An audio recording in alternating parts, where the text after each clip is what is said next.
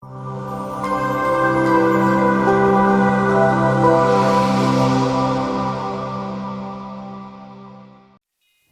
teman-teman remaja Desa Petir. Di kesempatan kali ini, aku ingin menyampaikan beberapa hal nih yang berkaitan dengan kesehatan remaja. Nah, jadi kenapa sih kesehatan remaja itu menjadi perhatian utama kami pada kesempatan kali ini? Karena penduduk kelompok di usia remaja adalah kelompok usia yang besarnya kurang lebih seperlima dari penduduk Indonesia. Remaja juga merupakan salah satu waktu yang cukup vital karena terjadi beberapa hal seperti pertumbuhan cepat dan pubertas. Namun sangat disayangkan teman-teman, masih banyak banget nih miskonsepsi atau kesalahan asumsi mengenai kesehatan yang ditujukan bagi kelompok remaja. Masyarakat memiliki kecenderungan untuk menganggap kelompok usia remaja adalah kelompok yang selalu sehat. Padahal faktanya nggak gitu teman-teman. Tentunya kita sering mendengar bahwa banyak remaja yang meninggal karena kecelakaan, percobaan bunuh diri, tindak kekerasan, kehamilan yang mengalami komplikasi, dan lain-lain. Sebenarnya, remaja juga rentan mengalami berbagai penyakit, terutama berkaitan dengan kenakalan remaja. Misalnya merokok, penyakit menular seksual, penyalahgunaan narkotika, alkohol, psikotropika, dan zat adiktif lainnya. HIV, AIDS, kurang gizi, dan kurang olahraga. Nah, hal-hal barusan itu akan menyebabkan penyakit serius di kemudian hari loh. Dan jika terlanjur parah, bisa saja menyebabkan kematian. Ini yang perlu kita waspadai bersama teman-teman. Untuk yang pertama, aku mau bahas dari segi fisik dulu nih teman-teman. Pada masa remaja, laju pertumbuhan itu sangat cepat. Hal itu ditandai dengan bertambahnya tinggi dan berat badan yang berkembang secara pesat. Selain itu, pada fisik remaja terdapat beberapa perubahan yang kiranya berkaitan dengan perkembangan seksual. Misalnya seperti tumbuhnya rambut halus pada area ketiak, kelamin, rambut halus pada wajah laki-laki, seperti kumis dan jenggot. Kemudian juga ada timbul jerawat, menstruasi pada perempuan, mimpi basah pada laki-laki, adanya jakun dan perubahan suara pada laki-laki, dan lain-lain. Tentunya teman-teman sudah familiar ya dengan beberapa perubahan tersebut. Mengingat teman-teman juga pasti sudah mendapatkan materi ini pada akhir masa SD atau pada awal masa SMP. Perubahan itu dapat memunculkan dampak negatif teman-teman.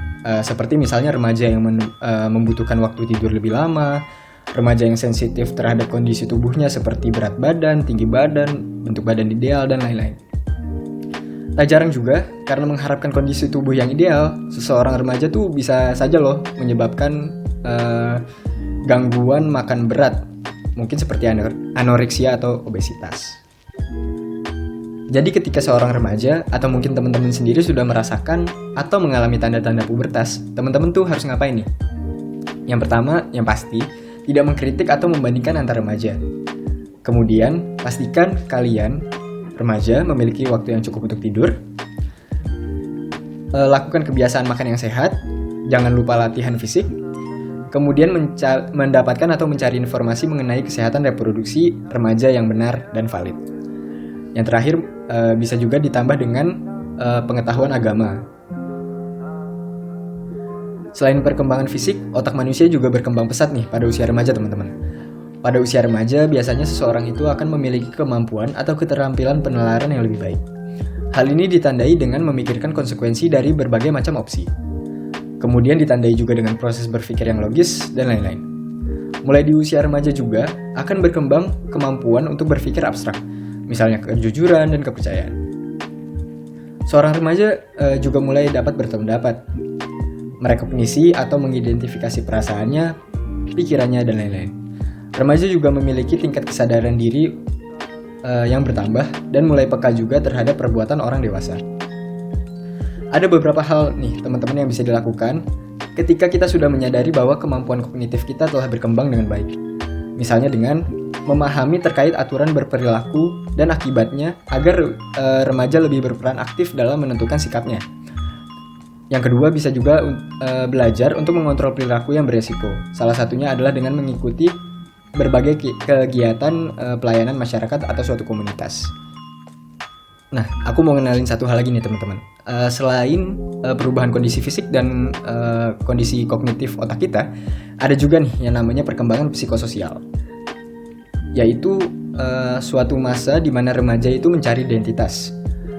Nah, mencari identitas itu juga merupakan salah satu tugas yang penting untuk remaja. Remaja mulai mengintegrasikan opini dari orang berpengaruh lainnya dan memiliki seseorang untuk menjadi panutannya. Kemudian remaja juga akan membangun otonomi atau menjadi tidak bergantung dan bebas mengatur dirinya sendiri dalam suatu hubungan. Kemudian remaja juga akan membangun keakraban. Keakraban ini merujuk pada hubungan dekat dengan adanya keterbukaan, kejujuran, kepercayaan, dan saling menjaga. Nah, pada masa remaja ini ada juga ketertarikan dengan hubungan seksual. Kemudian berkaitan dengan pencapaian, masa remaja adalah waktu di mana remaja dapat mulai melihat hubungan antara kemampuan yang dimilikinya dengan rencana dan aspirasi kejujuran masa ke depannya. Selanjutnya aku mau bahas hal yang gak kalah penting nih teman-teman, yaitu terkait dengan kesehatan reproduksi. Kesehatan reproduksi remaja merupakan kondisi kesehatan yang menyangkut masalah kesehatan organ reproduksi, yang kesiapannya itu sudah dimulai sejak usia remaja. Kalau untuk perempuan ditandai dengan haid pertama atau menstruasi, sedangkan bagi laki-laki itu ditandai dengan mimpi basah. Kesehatan reproduksi remaja meliputi fungsi, proses, dan sistem reproduksi remaja. Sehat yang aku maksud di sini itu tidak hanya semata-mata bebas dari penyakit seksual atau dari cacat saja, tetapi juga sehat secara fisik, mental, maupun sosial. Mengapa hal ini penting untuk dibahas? Karena pada masa ini remaja itu memiliki rasa keingintahuan yang sangat tinggi teman-teman, termasuk di dalamnya keinginan untuk melakukan hubungan seksual. Nah, teman-teman tahu nggak resiko bawaan ketika kita melakukan seks bebas? Resiko tersebut terutama berkait dengan penyakit seksual menular seperti gonorea, sifilis, herpes, chlamydia, dan HIV/AIDS. Nah, penyakit-penyakit tersebut itu sangat mengerikan teman-teman. Kalau misalnya penasaran dampaknya pada tubuh kita seperti apa, dicari saja di Google. Itu untuk menambah pengetahuan dan mudah-mudahan dapat mencegah teman-teman untuk melakukan aktivitas seksual di luar nikah seperti itu. Selain itu, remaja perempuan juga beresiko untuk mengalami kehamilan yang tidak diinginkan. Dan hal itu bisa berlanjut pada pengguguran kandungan yang tidak aman, infeksi organ reproduksi, anemia, kemandulan, dan kematian karena pendarahan atau keracunan saat kehamilan. Untuk dampak yang lainnya, itu juga bisa terdampak depresi, hilang kesempatan untuk melanjutkan pendidikan, dan melahirkan bayi yang kurang sehat. Perlu diingat teman-teman bahwa penyakit-penyakit ini tidak hanya berdampak buruk bagi diri kita sendiri dan pasangan, tapi juga orang tua, keluarga, dan kelompok sosial terdekat dengan teman-teman. Satu lagi nih teman-teman, penting juga buat teman-teman ketahui beberapa masalah yang terjadi pada masalah kesehatan reproduksi remaja. Yang pertama ada kejahatan pemerkosaan. Singkatnya, kejahatan pemerkosaan adalah hubungan seksual yang dipaksakan oleh salah satu pihak tanpa adanya persetujuan dari pihak yang lainnya. Nah, kejahatan pemerkosaan ini banyak sekali modusnya teman-teman.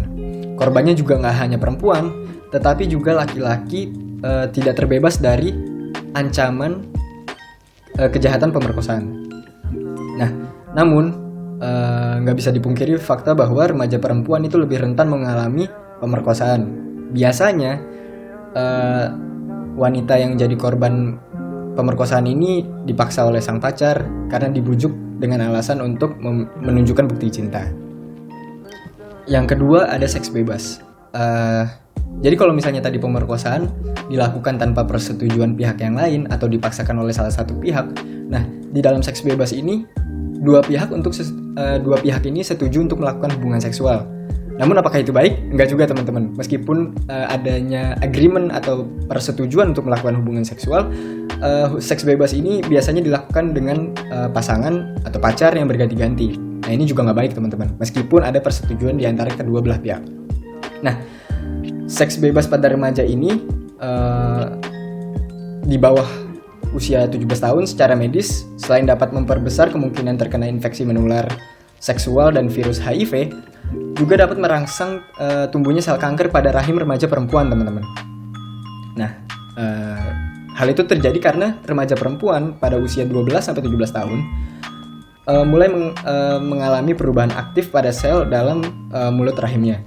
Selain itu, seks bebas biasanya juga dibarengi dengan penggunaan obat-obatan terlarang, minum-minum miras, rokok, dan hal-hal yang buruk yang lainnya. Sehingga hal ini akan semakin memperparah persoalan yang dihadapi remaja terkait dengan kesehatan reproduksi ini.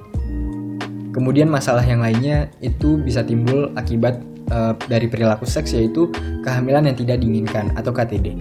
Hubungan seks di luar nikah di kalangan remaja didasari pula oleh mitos-mitos seputar seksualitas. Nah, mitos-mitos ini jangan dipercaya teman-teman. Mitos-mitosnya itu misalnya saja mitos berhubungan seksual dengan pacar merupakan bukti cinta, padahal ini nggak ada sama sekali hubungannya. Atau mitos bahwa hubungan seksual hanya sekali itu tidak akan menyebabkan kehamilan. Nah, ini salah besar teman-teman. Padahal hubungan seks sekalipun hanya dilakukan sekali itu bisa juga menyebabkan kehamilan selama si remaja perempuan itu dalam masa subur. Nah, dengan adanya kehamilan yang tidak diinginkan itu menimbulkan masalah lainnya nih teman-teman, yaitu aborsi. Aborsi merupakan keluarnya embrio atau janin dalam kandungan sebelum waktunya. Nah, aborsi pada remaja terkait dengan KTD biasanya tergolong dalam kategori aborsi provokatus atau pengguguran kandungan yang secara sengaja dilakukan. Nah, hal ini terjadi karena berbagai hal, antara lain karena kondisi si remaja yang mengalami kehamilan yang tidak diinginkan itu umumnya tertekan secara psikologis. Dia menanggung malu karena secara psikososial ia juga belum siap menjalani kehamilan. Kondisi psikologis yang nggak sehat ini akan berdampak pula pada kesehatan fisik yang tidak menunjang untuk melangsungkan kehamilan.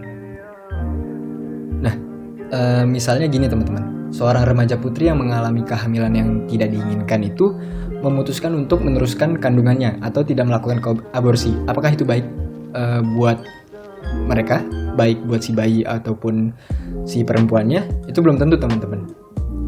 Nah, hal ini dikarenakan biasanya kehamilan yang tidak diinginkan ini berujung pada perkawinan atau pernikahan dini.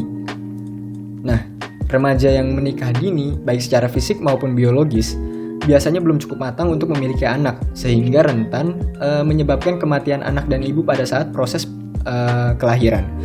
Perempuan dengan usia kurang dari 20 tahun yang menjalani kehamilan sering mengalami kekurangan gizi dan anemia.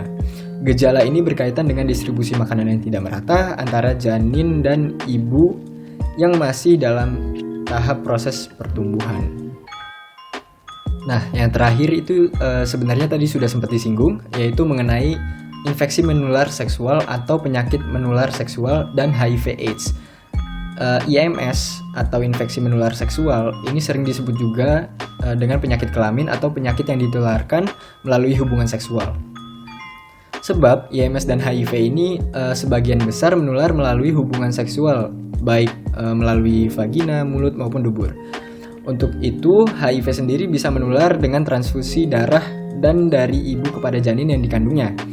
Dampak yang ditimbulkan juga sangat besar ya teman-teman, mulai dari gangguan organ reproduksi, keguguran, kemandulan, kanker leher rahim, hingga cacat pada bayi dan kematian. Nah, kemudian solusi untuk masalah-masalah di atas sebenarnya ada apa enggak sih? Nah, sebenarnya ada beberapa yang dilakukan sebagai tindak penanganan terhadap masalah kesehatan reproduksi remaja.